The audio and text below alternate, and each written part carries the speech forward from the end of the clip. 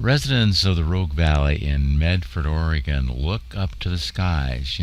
Well over a year ago, I've noticed, and a few other people have noticed, if you look up in the air every day, especially now and around, we're in June and July and August, September, the clear skies right over the valley, you'll see 2, 3, 4, and 5, 6, maybe 6 airplanes flying up and down the valley, leaving contrails.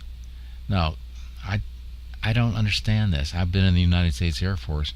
You just don't see jumbo jets, with 1, 2, 3, 4 jet engines on each huge aircraft. These are not Piper Cubs. These are full-blown, either military or commercial jet aircraft flying over 26,000 feet in order to form a contrail.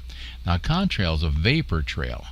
They're long, they're thin, they're man-made, of course, and their formation is most often triggered by the water vapor and the exhaust of the aircraft engines. That's Wikipedia. Go on Wikipedia and just look about contrails, and it talks about condensation from the engine exhaust. It says the main products of hydrocarbon fuel combustion are carbon dioxide and water vapor.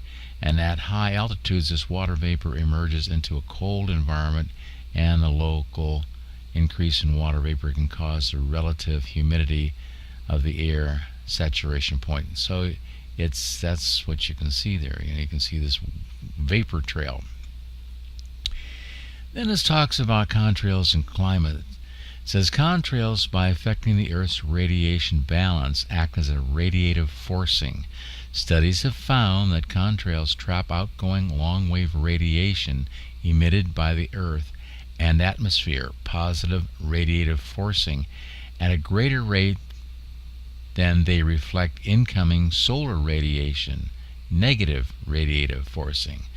NASA conducted a great deal of detailed research on atmospheric and climatological effects of contrails, including effects on ozone, ice crystals formation, and particulate composition during the atmospheric effects of aviation project, AEAP. And what they're saying is it has something to do with the global warming and all this stuff. So I think these jets are cruising up and down. I'm not talking about one.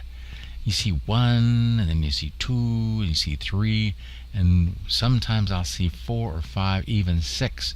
Huge. They're just cruising. Look at you can see dozens of the whole sky in the Rogue Valley. If you look from, it just goes up and down the valley, up and down the valley, up and down. They go fly one way, and then they go usually from south to north and north to south, just up and down through the valley. We are a valley.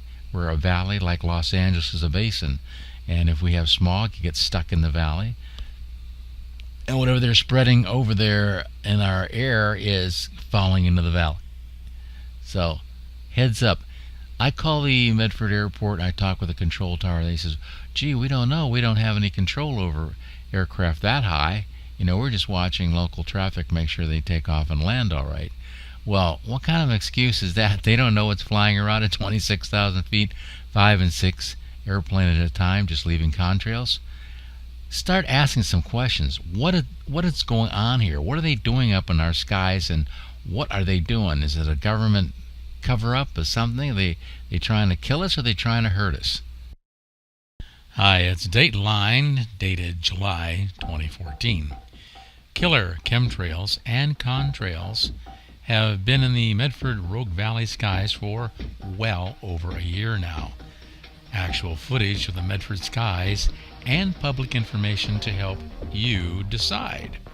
Either the military or other government entities is causing numerous commercial or military jets flying crisscross patterns over the Medford Valley. The least it does is to raise the temperature of the Earth and advance global warming. The worst is to poison some unknown chemical distribution to the mass civilization of southern Oregon. And to what end? Just like Vietnam, and the government said Agent Orange was not harmful, while thousands of vets died of Agent Orange cancer. I'm Bill Kiefer, former United States Marshal. Question what is in our skies and call everyone you can think of and complain.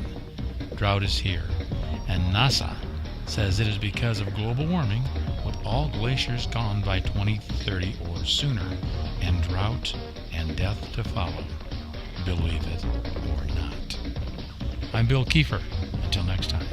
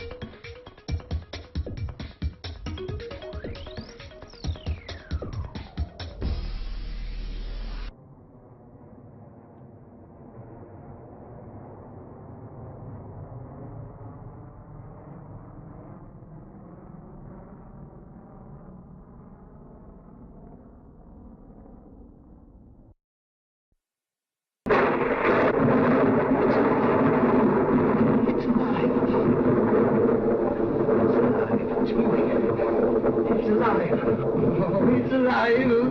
It's alive! It's alive! It's alive! Oh, in the name of God! Now I know what it feels like to be God!